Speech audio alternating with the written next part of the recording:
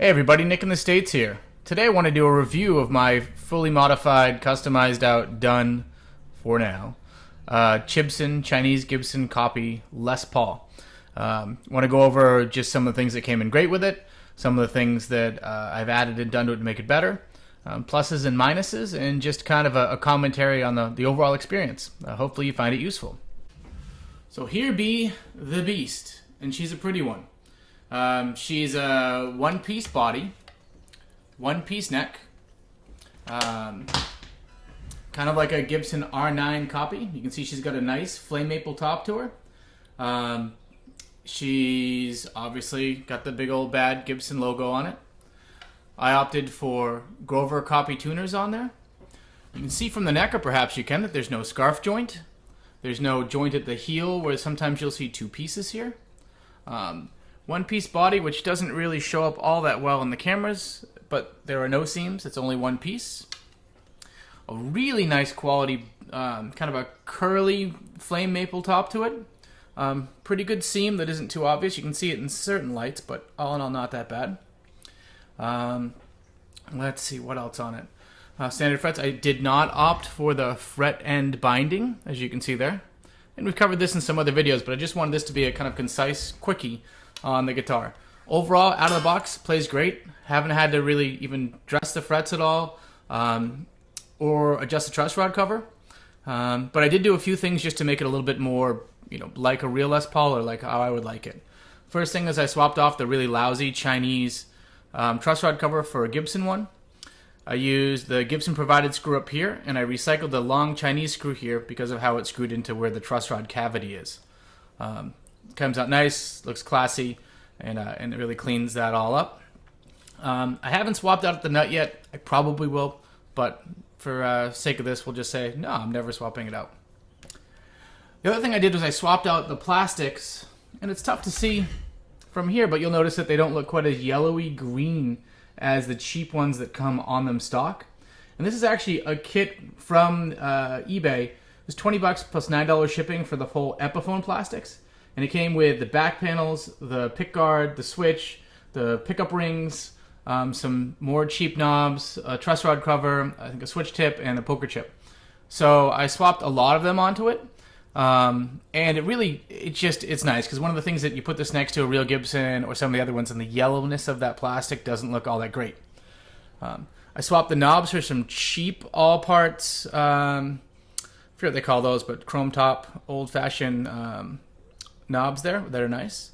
The other cool thing that I did, and I try to do these with my Les Pauls, is I put the little indicators, so you can see the control indicators on the knobs, position indicators. They're like $10. They go on in about 5 minutes, and they really kind of give it that Gibson, classic vintage Les Paul look. And I just like them. I think it makes it just a little more upmarket. Aside from that, the last thing I switched was just the bridge out. The bridge that was in it was really cheap and rattly. And I happen to have one of these just lying around in the case. So I swapped that out. It plays better, no rattle. Seems to make some better contact. I may eventually swap it out for one of the $50 Godo ones. But for now, she's pretty good. But all in all, I play this guitar a lot. And I've got a pile of guitars. I have much more guitars than I have talent. And you can see, this side. I've got a Shelping Strat. I've got a bunch of real Les Pauls and other Gibsons and whatnot. And this one's been getting the bulk of the play of late. And I think the part of the reason is I've swapped the bridge pickup out too. The one thing electronic I did was, it has a Gibson 57 Classic Plus I picked up used at a store called Music Around on the street from my house. And it, wired it in. It really, from the lead tones, really did a lot for the guitar. That was kind of weak. The neck pickup I like. It's pretty cool.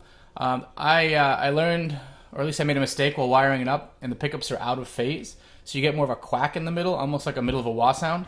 But it's kind of neat, and it gives you almost like a telly-style vibe. And I've been keeping it that way. It's kind of fun as an alternate tone there in the middle.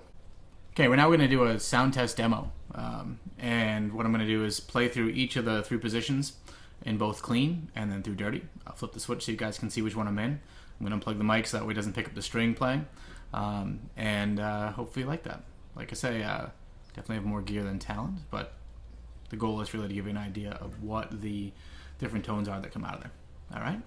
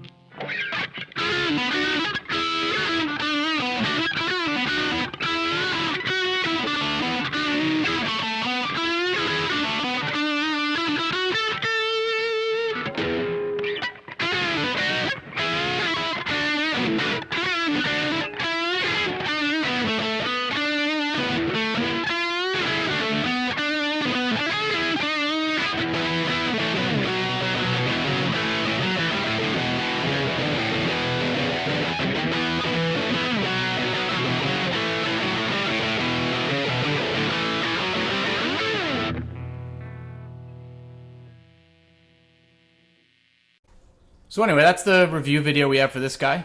Great guitar, a lot of fun. You know, sold me on ordering another one in that I should have in the next week or so. And I don't know, enjoy, have fun, play your stuff, share your stuff. Check out the China Guitar Skeptic forums. Share them on YouTube. Shout outs to guys like PixxyLixx and espltdguitarlover, Dino007, Telepathic Traffic, bunch of other guys that it's a great little terrier. Great little guys that, you know, share the videos, share the fun. Nice little community. Thanks for checking it out. Have a good one.